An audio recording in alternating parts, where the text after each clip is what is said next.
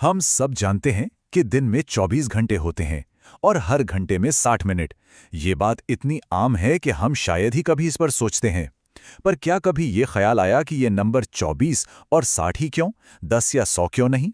असल में इस आसान से दिखने वाले सिस्टम के पीछे हजारों सालों का एक बहुत ही दिलचस्प इतिहास, कमाल का गणित और यहाँ तक कि हमारे अपने हाथों का भी विज्ञान छिपा है। तो चलिए आज समय की इसी प्राचीन पहेली को सुलझाने के लिए एक सफर पर निकलते हैं। हम देखेंगे कि कैसे मिस्र से लेकर बेबीलोन तक पुरानी सभ्यताओं ने मिलकर समय के उस ताने बाने को बुना जिसका हम आज हर रोज हर पल इस्तेमाल करते हैं। तो हमारी कहानी की शुरुआत होती है हजारों साल पहले प्राचीन मिस्र में। जी हाँ, ये वही जगह है जहाँ 24 घंटे के दिन की नींव रखी गई थी।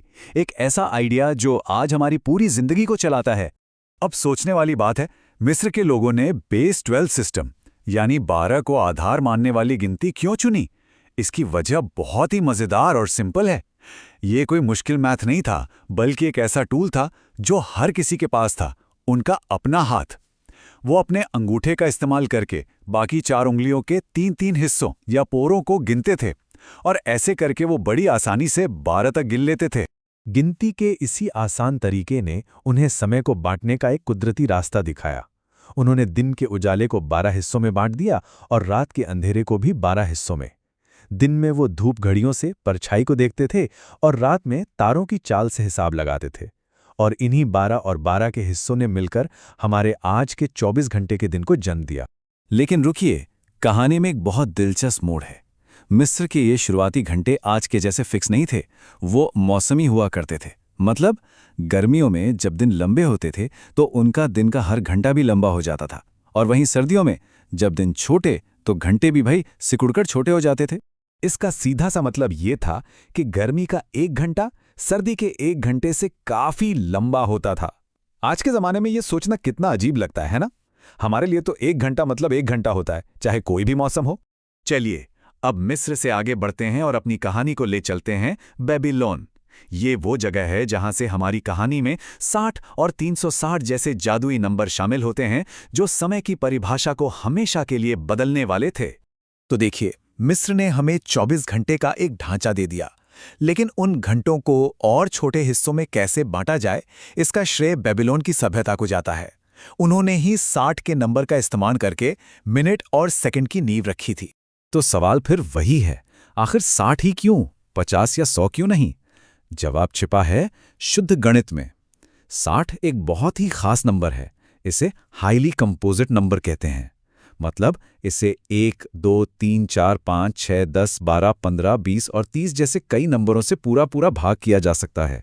इससे समय को अलग अलग हिस्सों में बांटना और हिसाब किताब करना एकदम आसान हो गया। बेबीलोन के लोग खगोल विज्ञान यानी एस्ट्रोनॉमी में माहिर थे। उन्होंने पूरे आसमान को 360 डिग्री के एक गोले की तरह देखा। ये जो उनका बेस 60 वाला सिस्टम था, वो ज्यामिति और खगोल विज्ञान के लिए एकदम परफेक्ट था। और फिर उन्होंने इसी शानदार सिस्टम को समय पर भी लागू कर दिया। घंटे को 60 हिस्सों में बांटना इसी का एक नतीजा था। फिर तस्वीर में आते हैं यूनानी खगोल शास्त्री हिप्पारकस। उन्होंने मिस्र की 24 घंटे वाले सिस्टम और बेबीलोन के 60 वाले सिस्टम दोनों को मिला दिया, और उन्होंने ही ये क्रांतिकारी आइडिया दिया कि वैज्ञानिक कामों के लिए दिन को हमेशा 24 बराबर घंटों में बांटना चाहिए। चाहे गर्मी हो या सर्दी, घंटा तो घंटा है, बराबर होना चाहिए। सदियों बाद टॉलेमी नाम के एक विद्वान ने इस सिस्टम को और बेहतर बनाया। उन्होंने लैटिन भाषा में घंटे के पहले छोटे हिस्से को पार्स मिन्यूटा प्राइमा कहा, जिसका मतलब था पहला छोटा हिस्सा। और इसे मिन्यूटा शब्द से हमें मिला आज का मिनट शब्द। और जब मिनट को फिर से 60 हिस्सों में बांटा गया तो उसे कहा गया पार्स मिन्यूटा सेक्युंडा, यानी दूसरा छोटा हिस्सा। और इसी सेक्युंडा से निकला सेकंड शब्द।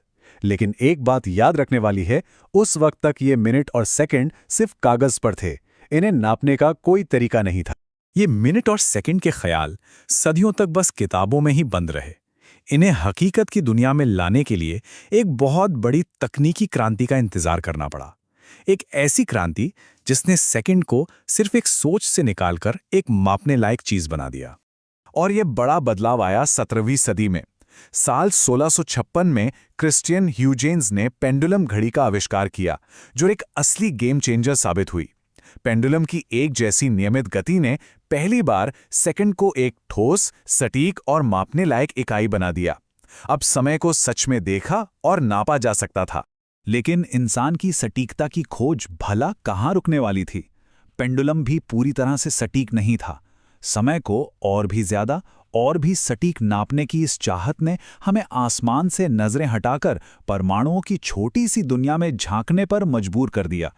वैज्ञानिकों को एक हैरान करने वाली बात पता चली, वो ये कि हमारी सबसे बड़ी घड़ी यानी हमारी अपनी पृथ्वी खुद एक भरोसेमंद टाइमकीपर नहीं है।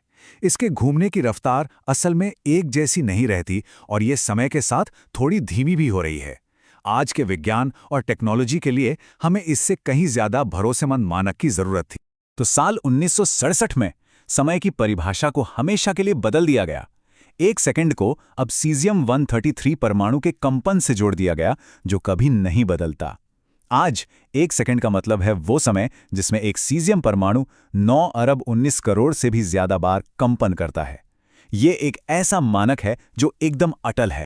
ये स्लाइड हमारी पूरी यात्रा का सार है। जरा सोचिए, प्राचीन मिस्र में समय नापने में हर दिन लगभग 20 से 30 मिनट की गलती होती थी, और आज हमारी परमाणु घड़ियां इतनी सटीक हैं कि 30 करोड़ सालों में भी सिर्फ 1 सेकंड की गलती करेंगी। ये प्रोग्रेस तो वाकई हैरान कर देने वाला है। और ये कहानी अभी खत्म नहीं हुई है। भविष्य तो ऑप्टिकल परमाणु घड़ियों का है, जो सटीकता को एक ऐसे लेवल पर ले जाएंगी जिसकी हम कल्पना भी नहीं कर सकते। ये इतनी सटीक होंगी कि अगर कोई घड़ी ब्रह्मांड की शुरुआत में चालू की जाती तो आज तक उसमें 1 सेकंड की भी गलती नहीं होती। तो जिस 24-60 सिस्टम को हम रोज इस्तेमाल करते हैं, वो कोई मामूली नियम नहीं है। ये इंसानी दिमाग की हजारों सालों की खोज की कहानी है। उंगलियों पर गिनती से लेकर एक परमाणु के कंपन तक की ये यात्रा दिखाती है कि जैसे जैसे ब्रह्मांड के बारे में हमारी समझ बढ़ी, वैसे वैसे समय को नापने का हमारा तरीका भी बदलता गया। और ये कहानी अभी भी लिखी जा रही है। तो असली सवाल ये है कि जब 1 सेकंड और भी ज्यादा सटीक हो जाएगा, तब हम क्या मापेंगे?